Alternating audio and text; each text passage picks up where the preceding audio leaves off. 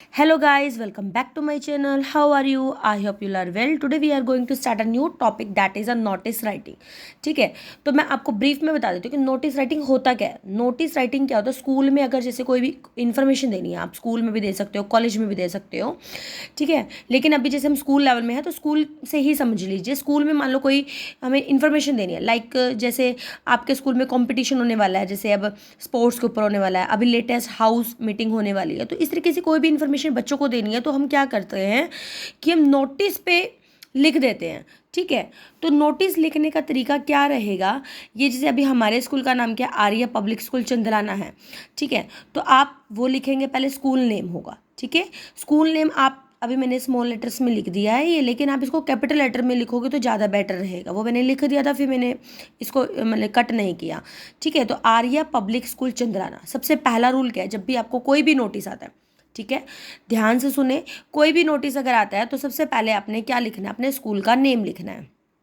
ठीक है, फिर उसके बाद सेंटर में, बिल्कुल सेंटर में आपने कॉपी के पेज पे बिल्कुल सेंटर में आर्या पब्लिक स्कूल चंदलाना लिखना है. फिर बिल्कुल इसके बीच में ही क्या लिखना है, notice, NOTICE, notice capital letter में लिखना है. ये भी कैपिटल लेटर में ही लिख लेना. ठीक है, फिर उसके बाद ये सब हेडिंग होती है जिसके ऊपर आपका जो नोटिस होगा. अभी तो फिलहाल हमारा लोस्ट वाला है, लेकिन अगर मान लो कोई कंपटीशन, सिंगिंग कंपटीशन वाला है तो सिंगिंग कंपटीशन डाल दोगे.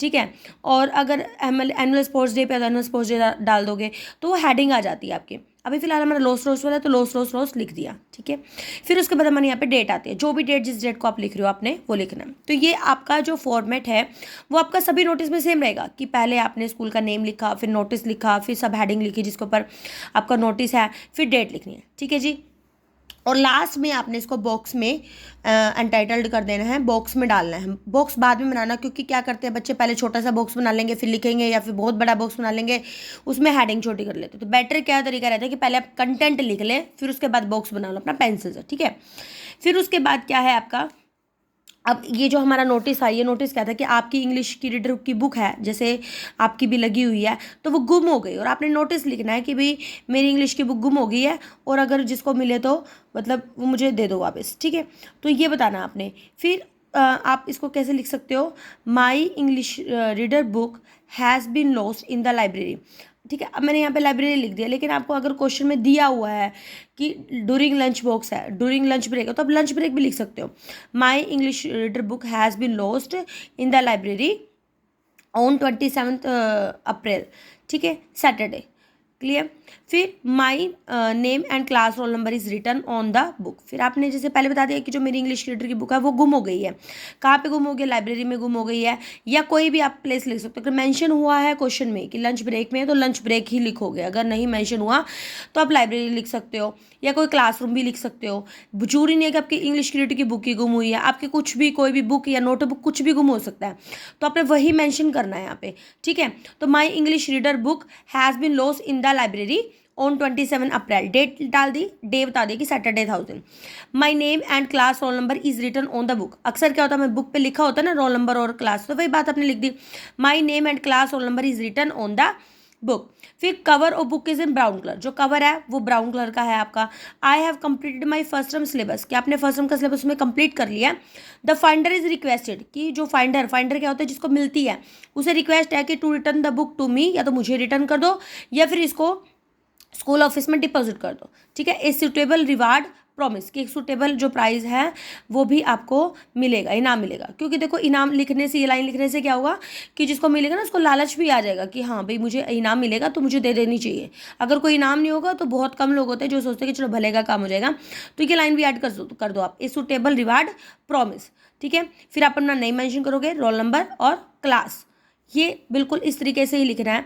अब मान लो इसमें मैं दोबारा से रिपीट कर रही हूँ, लोस वाला ही है. मान लो आपकी वाटर बॉटल गुम हो गई है. ठीक है, तो माई इंग्लिश रीडर बुक की जगह आप क्या कर दोगे, वाटर बॉटल कर दोगे. My water bottle is has been lost in the ground में हो जाएगा, डेट हो जाएगा. ठीक है, फिर अब उस पर भी क्या होता है, कई बार बोटल्स पे भी नाम लिखे तो ये लाइन तो वहाँ पे भी चल जाएगी, my name is written on the, या my name slip is on the water bottle. ठीक है, फिर उसके बाद my water bottle colour is in red, इन कलर में लिख सकते हो.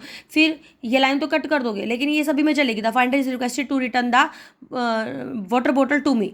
ठीक है, और क्योंकि सेम सी लाइनें रहनी है, चाहे वाटर बॉटल हो, चाहे आपकी बुक हो, नोटबुक हो या आपकी स्टेशनरी हो, सेम लाइनें ही रहेंगी। जो थोड़ा बहुत तक चेंज हो जाएगा, जैसे ये वाली लाइन नहीं आएगी कि मेरा सिलेबस हो गया, क्योंकि उसमें आपकी कोई चीज़ गुम हुई है, उसमें तो इसका कोई लिंक नहीं होगा ना, तो बाकी सेम रहेगा। जो फाइंडर रिक्वेस्टेड है रिटर्न कर दो, रिवार्ड मिल जाएगा।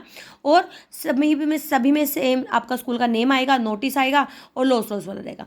ठीक है, तो मेरे हिसाब से तो आपको अगर कोई भी नोटिस आप लिख सकते हो इस पैटर्न के साथ, अगर आपने ध्यान से सुना है तो। वीडियो अगर आपको थोड़ी सी भी अच्छी लगी है तो प्लीज़ लाइक करना ना भूलें। चैनल पे नए हैं तो सब्सक्राइब कर लें, क्योंकि आपको जब भी मैं वीडियो डालूंगी तो आपको पता लग जाएगा, तो आपका बेल आइकन भी आप ऑन कर लें।